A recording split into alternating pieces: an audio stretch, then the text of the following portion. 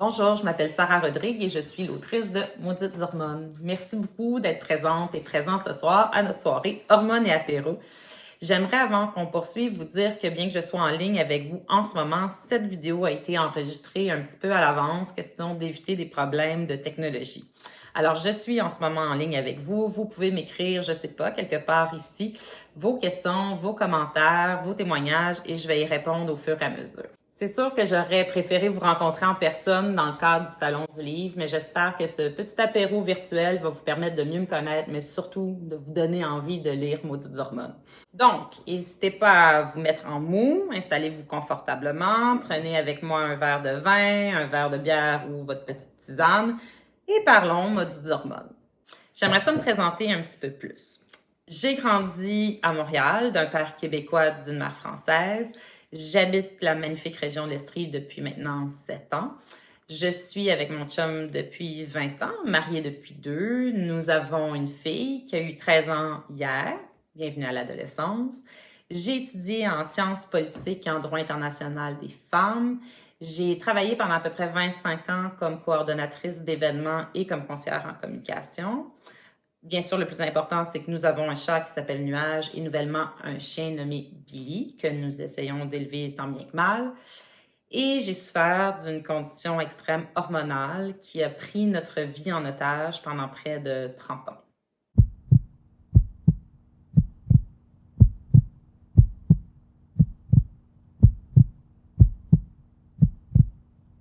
Vous pouvez donc imaginer que j'ai écrit ce livre parce que j'ai moi-même souffert horriblement de mon cycle menstruel et d'endométriose et que j'ai décidé de nommer mon livre « Maudites hormones ».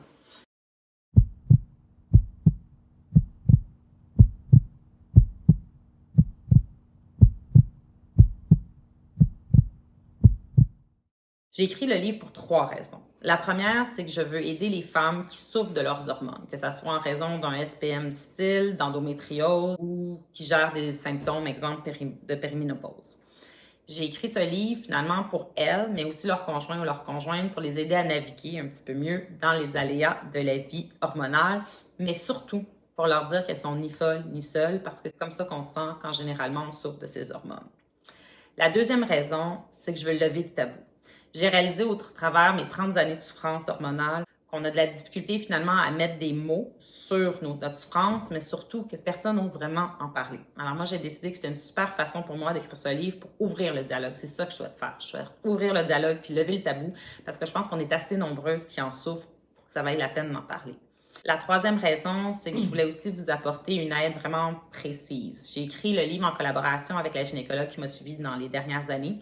Puis on a essayé de vous offrir toutes les informations possibles, médicales, mais aussi mes trucs à moi qui ont pu m'être utiles. J'ai vraiment réalisé qu'il y avait presque pas d'informations en français dans ma quête de guérison. Puis je pensais que c'était important qu'on regroupe ensemble toutes les informations médicales, mais aussi les informations qui m'ont été utiles dans le livre. J'ai envie de vous donner un aperçu de mon livre puis du ton utilisé. Alors, j'aimerais vous lire quelques parties de mon introduction. Jeune fille, je rêvais de devenir la prochaine Oprah ou la première secrétaire générale des Nations Unies. C'est selon. Je n'avais donc pas spécialement prévu dans ce plan de carrière que j'allais, à l'âge de 42 ans, publier un livre sur des sujets aussi peu glorieux que mes hormones, mes règles et tous les aspects connexes à ma vie intime.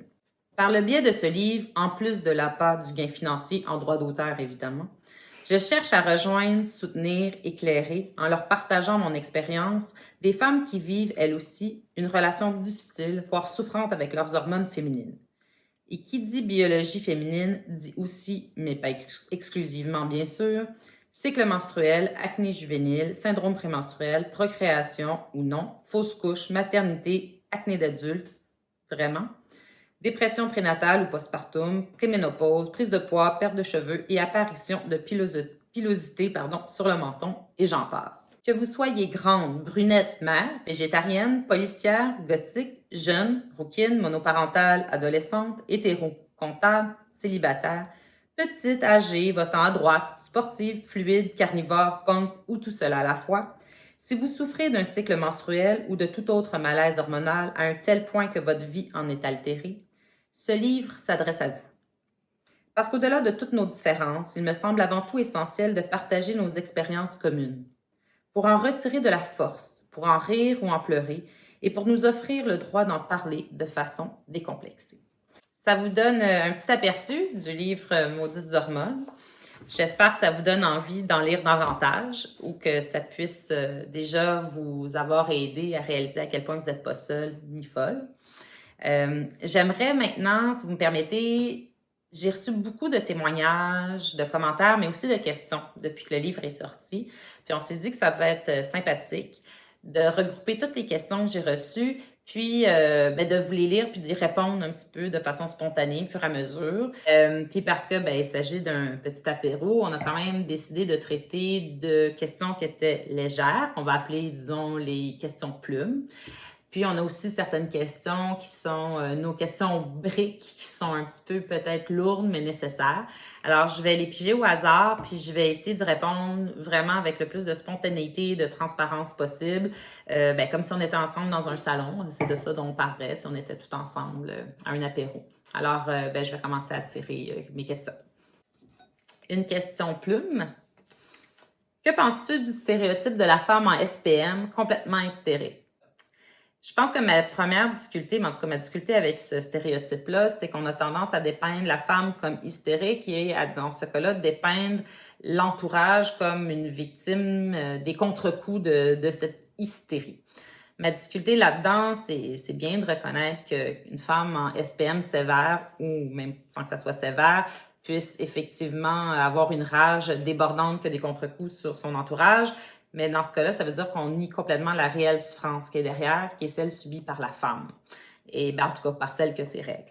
Donc, non, ça me dérange vraiment comme stéréotype. Je trouve pas ça si drôle que ça, en fait. OK. Question brique.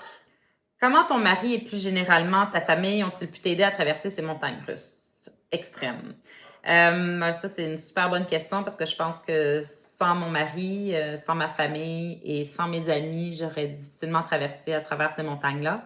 Je pense que la chose la plus pratique que je puisse vous dire, répondre à cette question, c'est de dire que c'est important de vraiment accepter qu'il y a une condition, accepter qu'il y a un SPM, exemple dans ce cas-ci extrême, puis de le mettre à l'agenda. C'est bête comme ça. C'est-à-dire, si on le met à l'agenda, si on décide qu'en famille, c'est vraiment une souffrance qui existe, comme le diabète ou comme d'autres conditions chroniques, puis on le met à l'agenda, puis à ce moment-là, la famille doit prendre en compte que généralement, dans la période prémenstruelle, ils ont besoin probablement de prendre plus en charge puis de soutenir la personne souffrante à ce moment-là.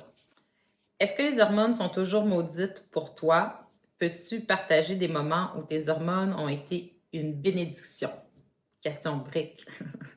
C'est sûr que spontanément comme ça, j'ai un peu de difficulté à trouver toujours la bénédiction dans mes hormones, mais bon, c'est évident que mes hormones m'ont permis d'avoir ma fille. J'ai toujours aussi été très consciente que dans notre cycle menstruel, il y avait une bénédiction dans la mesure où plus on s'approche de ces règles, souvent plus on constate une plus grande force, une plus grande créativité, peut-être une plus grande connexion à soi. Donc, malgré la souffrance, je peux le reconnaître que j'ai eu des moments comme ça. Aussi, il faut évidemment reconnaître que les hormones puis le cycle menstruel ont un effet bénéfique sur notre partie sexuelle. Donc, c'est clair que je vois des effets positifs, mais ils ne sont pas très nombreux, pour être vrai. Santé, on est quand même à un apéro. Alors, question plume. Une activité que tu aimes faire quand tu te sens dépassé par tes hormones. Je ne sais pas si Netflix, c'est une activité en soi, mais c'est l'activité que je pratique à chaque fois quand je me sens dépassée par mes hormones. Question brique. Quel conseil donnerais-tu à une femme qui subit des troubles hormonaux sévères et qui souhaite s'en sortir? La première chose que je donnerais comme conseil, c'est de ne jamais baisser les bras. Il faut parfois se battre pour, trouver un médecin, 2, trouver un médecin qui nous croit. Il faut se battre pour être cru, finalement. Donc, il ne faut pas baisser les bras.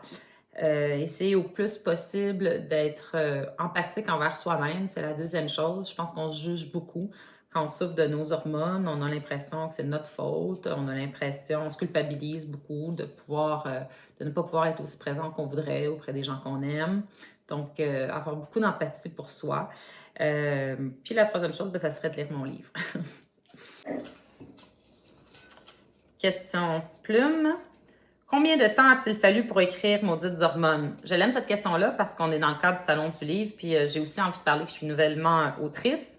Quand j'ai dépassé mon complexe d'imposteur, je dirais que ça m'a pris 9 mois à écrire, mais c'est sûr que ça prend un peu plus de temps à éditer. Puis j'ai eu la chance d'être éditée par Les Malins. Alors, tout le processus a été vraiment fantastique.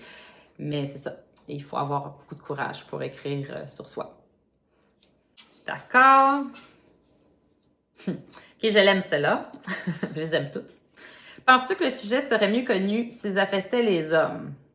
Je sais que je vais peut-être me mettre les pieds dans les plats, mais je vais répondre oui à 100%. Je suis certaine que si les hommes étaient aussi affectés que le sont les femmes dans leurs règles ou dans leurs hormones de façon générale, on en parlerait plus. Je pense qu'il existerait depuis une dizaine d'années déjà des traitements. Je dis pas ça du tout pour blâmer les hommes, mais je pense que de façon générale, le fait que la médecine était largement dominée par les hommes, les sujets qui touchent nos hormones, la gynécologie de façon générale a été complètement, je sais pas si abandonnée, mais en tout cas pas suffisamment étudiée. Je pense que c'est ça. Sujet brique.